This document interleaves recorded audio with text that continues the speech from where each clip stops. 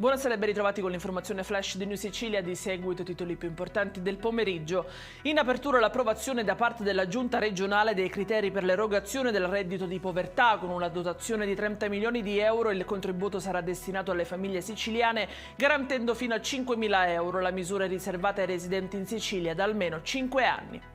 La cronaca con i funerali di Don Maurizio Francoforte, parroco della chiesa di San Gaetano a Brancaccio, che aveva preso il posto del beato Pino Puglisi. Tanta commozione alla cerimonia che ha reso omaggio a un uomo che ha dedicato la vita a riscattare la sua comunità.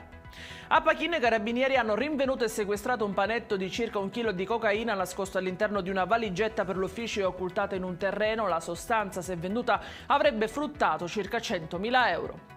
Uno studente di 16 anni è rimasto ferito dallo scoppio di un petardo in piazza a Palazzo Adriano, nel Palermitano. Ha riportato gravi ferite alla mano e al volto. La sua prognosi è attualmente riservata.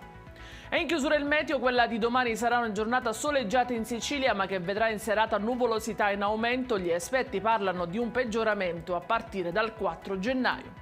Ed è tutto per questa edizione. Io vi ricordo come sempre che i dettagli su queste notizie li trovate sul nostro sito www.newsicilia.it e sui nostri canali social. Grazie per averci seguito, appuntamento a domani alle 13:30 con nuovi aggiornamenti. Arrivederci e buona serata.